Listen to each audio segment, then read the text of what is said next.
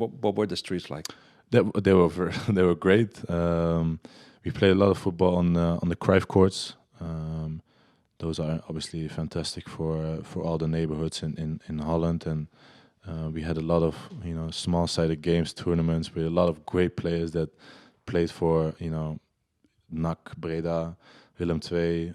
Those are courts that Johan Cruyff financed, or a foundation that they financed, and they're all over the world, but a lot of them in Holland. Yeah, almost every city got at least one, and I know that we have maybe now 3, but we had 2 in Breda, and it's just great because for example on a Sunday when obviously everyone is off, you went maybe in the morning to church, and then in the afternoon you did a five-a-side game if you had a team, and sometimes there were 7 teams or 8 teams, and then you played. Obviously, there were 2 teams playing, and if you lost, you have to go out. If you win, you stay on. And it was very tough, hard work. Sometimes fighting, sometimes crying, and and it was just it was just much better than it is right now. I think because I don't see a lot of kids playing on the streets anymore, and I think that's a bit sad to see.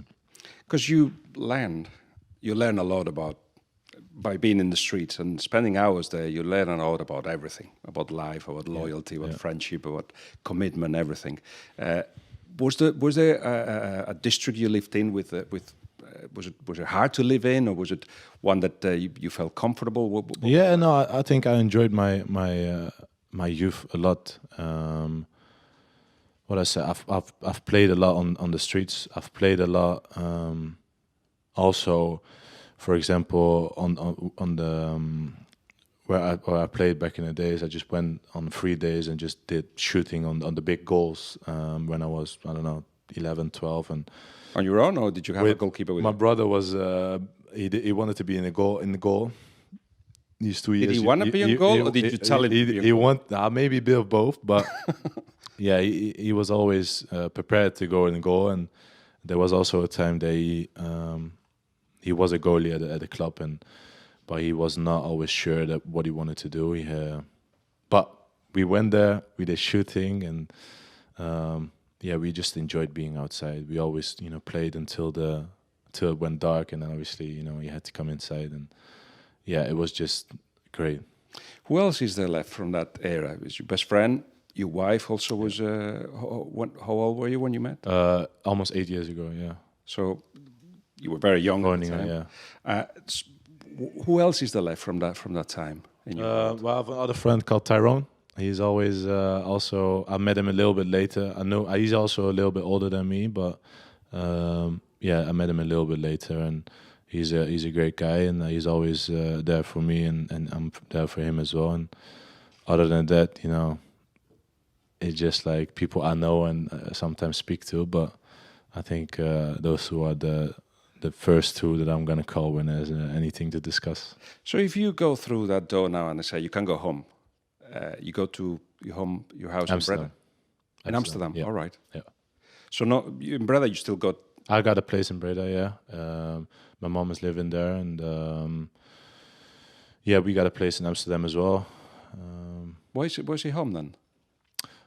Well, we live obviously in England, and that's the most important thing because we don't have a lot of days off. And when we have days off, we like to take the train to London and have a nice time in London. So now, I asked you for a book.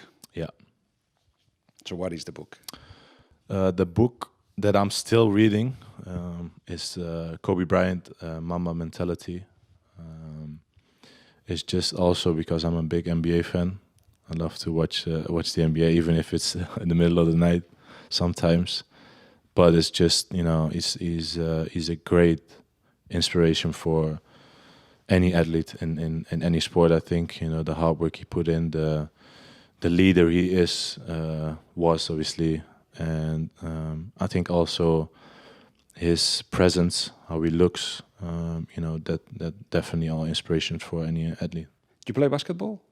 I did a little bit, but I'm not good though. Where are you? 6'4"? Four. Yeah. Okay, so would you be the point guard, which is the guy that takes the ball forward. Or the shooting guard, probably. Or the power forward, yeah, the shooting one. Yeah, maybe the shooting guard, yeah. Because he's more... Point guard, you need to make plays a lot, and I don't know if I can remember all those things. Yeah.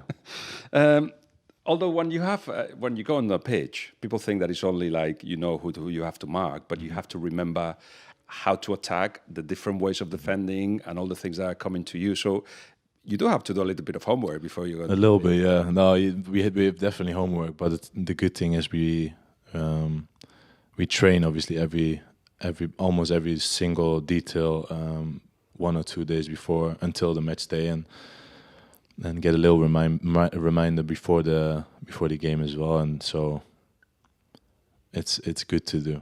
You still got like in the non-league teams have got like a printout paper just put on the wall, and so you look, right, okay, this is what you still got that. That a little bit, that's always going to be the case. These days you always have iPads as well, so it's all technology these days. Yes. So I had a look at the book, and I got 3 quotes out of it that I think I don't know if you got to that stage of the book, but it does represent a little bit how you think, I believe. The first one says, "The mindset isn't about seeking a result," Kobe Bryant says. "It's more about the process of getting to that result. It's about the journey and the approach. It's a way of life. I do think that's important in all endeavors to have that mentality." Yeah, you could have said that. if in Dutch I could say it, but I think it's all about it. It's game is for us, for example, it's 90 minutes, and there are always going to be moments in the game where you have tough moments, when you struggle, when the opponent is good. But what I said, there's 90 minutes to play, and you have to keep doing what we obviously trained and practice, and enjoy it as well, and enjoy the hard work as well. Enjoy the quality of your teammates, of yourself, and never have regrets after. And the success to get to that point where you're in, it's the stuff that you put in. Definitely. It's not by chance. Definitely.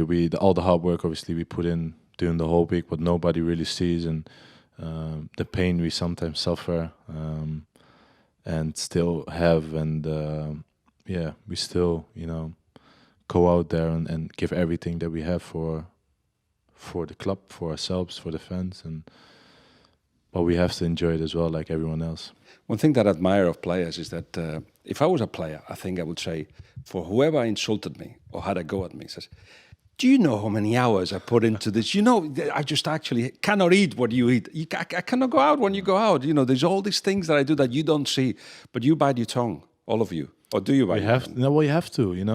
These days with the media, with social media, you can't say anything back, basically, and is it fair? That's why I like to just be private. You know what I mean? Like, I could say that I had a broken rib in the media when I had it. When was it? 2 months ago or 3 months ago? I played with it for like three or 4 games. But if I'm gonna say that, there's always gonna be people that saying, "Oh, you don't have to say these things." You know what I mean? So it's never good. But it is what it is.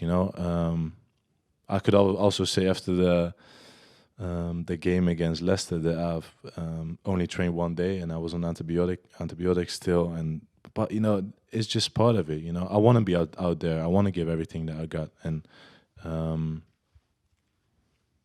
we have to just keep going. Also, for you as a profession, so you have to give your best, and sometimes you won't be able to. For us, is a cartoon life. It's good people, bad people. It's the villains and the heroes. Yeah. So we don't want complicated things. We just want to see you performing. Yeah. Is that fair? That's the life we live, and obviously, like, I know that it is like that, and I will, always be. That will always stay in my mind that it is like that, and when for myself, when we win, everything is fantastic, and you are maybe the best center back in the world, and people are talking like that. But if you lose or if you concede, then you're the worst center back in the world, and that's just the life we live, and you don't need to take it too much to the head, I think, and that's what I will never do that. To be fair. Did you say you had a broken rib or? Yeah, I had a fracture in my rib. Yeah, that's painful. That's very painful. Now, how do you deal with pain? Because you must be. Yeah, but you know, I think in the end of the day, if the game day is there and if the whistle goes, there are so many things that